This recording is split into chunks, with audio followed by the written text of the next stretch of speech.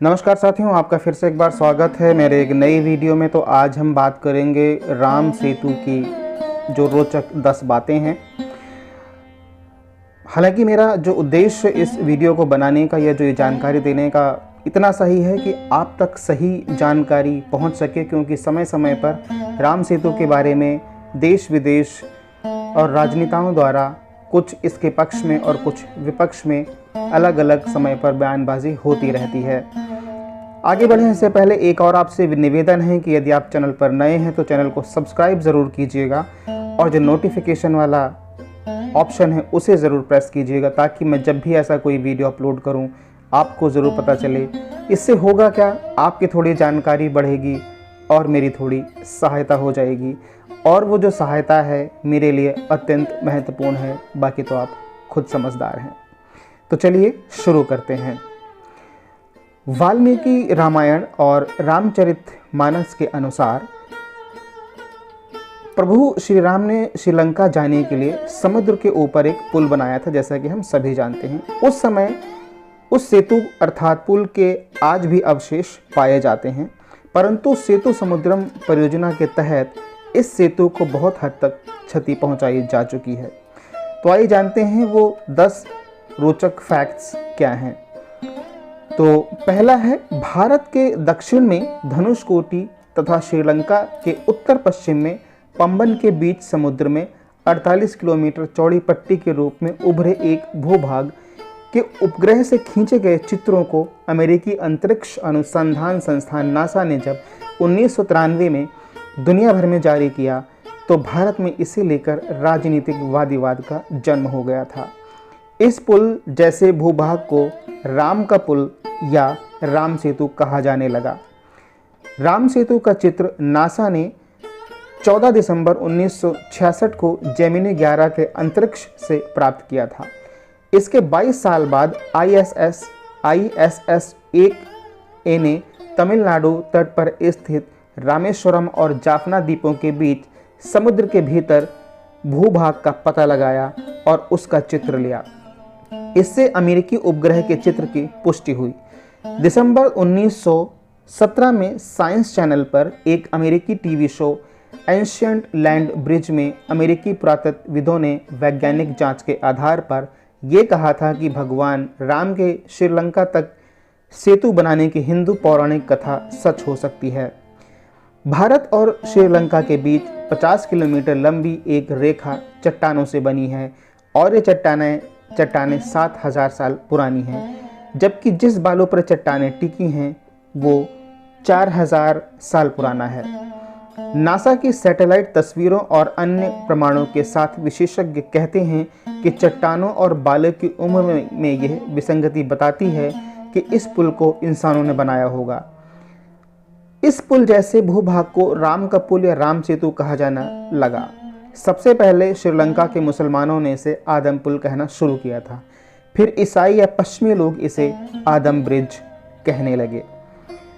वो मानते हैं कि इस आदम पुल से होकर गुजरे थे।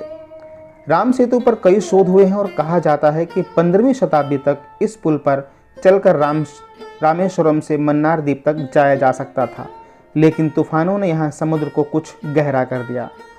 1400 ईस्वी सन में यह चक्रवात के कारण टूट गया और समुद्र का जल स्तर बढ़ने के कारण यह डूब गया। 5वां, रामायण कहती है कि जब श्री राम ने सीता को लंकापति रावण से छुड़ाने के लिए लंका द्वीप पर चढ़ाई की तो उस वक्त उन्होंने विश्वकर्मा के पुत्र नल और नील से एक सेतु बनवाया था, जिसे बनवाने में वानर सेना से सहायता की थी। इस सेतु में पानी में तैरने वाले पत्थरों का उपयोग किया गया था, जो कि किसी अन्य जगह से लाए गए थे। कहते हैं कि ज्वालामुखी से उत्पन्न पत्थर पानी में नहीं डूबते हैं। संभवतः इन्हीं पत्थरों का उपयोग किया गया होगा। भगवान राम ने जहां धनुष मारा था उस स्थान को धनुषकोटी कहते हैं।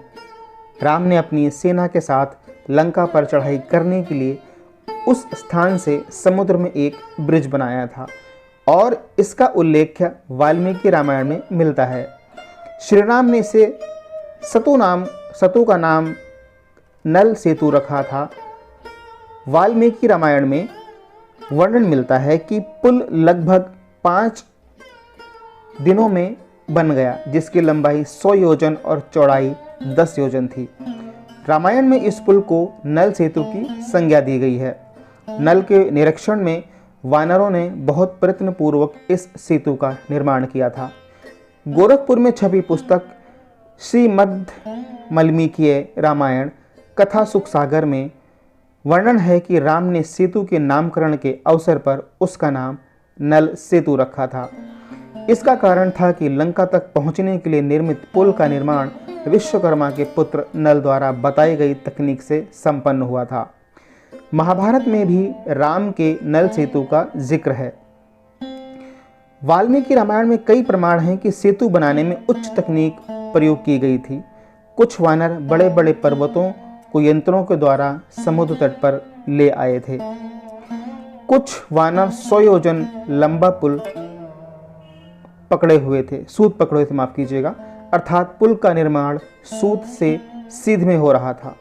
वाल्मीकि रामायण के अलावा कालिदास ने रघुवंश के 13वें सर्ग में राम के आकाश मार्ग से लौटने का वर्णन किया है। इस सर्ग में राम द्वारा सीता को राम सेतु के बारे में बताने का वर्णन है। यह सेतु कालांतर में समुद्री तूफानों आदि की चोटें खाकर टूट गया था।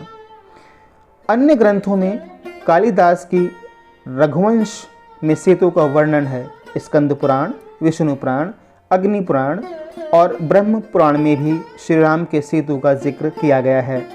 वाल्मीकि के अनुसार 3 दिन की खोजबीन के बाद श्री राम ने रामेश्वरम के आगे समुद्र में वह स्थान ढूंढ निकाला जहां से आसानी से लंका पहुंचा जा सकता हो। उन्होंने नल और नील की मदद से उस स्थान से लंका तक का पुनर्निर्माण करने का फैसला किया। धनुषकोटी भारत के तमिलनाडु राज्य के पूर्वी तट पर रामेश्वरम द्वीप के दक्षिणी किनारे पर स्थित एक गांव है। धनुषकोटी पंबन के दक्षिण पूर्व में स्थित है। धनुषकोटी श्रीलंका में तलैमन्नार से करीब 18 मील पश्चिम में है। इसका नाम धनुषकोटी इसलिए है कि यहाँ से श्रीलंका तक वानर सेना के माध्यम से नर और नील ने जो पुल बनाया था उसका आकार धनुष के समान ही है। इन पूरे इलाकों को मन्नार समुद्री क्षेत्र के अंतर्गत माना जाता है। धनुषकोटी ही भारत और श्रीलंका के बीच एकमात्र स्थलीय सीमा है जहां समुद्र नदी की गहराई जितना है, जिसमें कहीं कहीं भूमि ही नजर आती है। तो साथियों, ये थी वो जानकारी जो मैंने आपके साथ शेयर की। जानकारी पसंद आई हो तो विनती है चैनल को माफ़ कीजिएगा, जानकारी पसंद आई हो तो वीडियो को लाइक और शेयर ज़रूर कीजिएगा। आपके कोई विचार हों तो कमेंट बॉक्स में ज़रूर लिखें। फिर से विनती है, यदि आप चैनल पर नए हैं तो सब्सक्राइब करना मत भूलिएगा। मिलते हैं अगले वीडियो में, तब तक के लिए जय हिंद, जय भारत।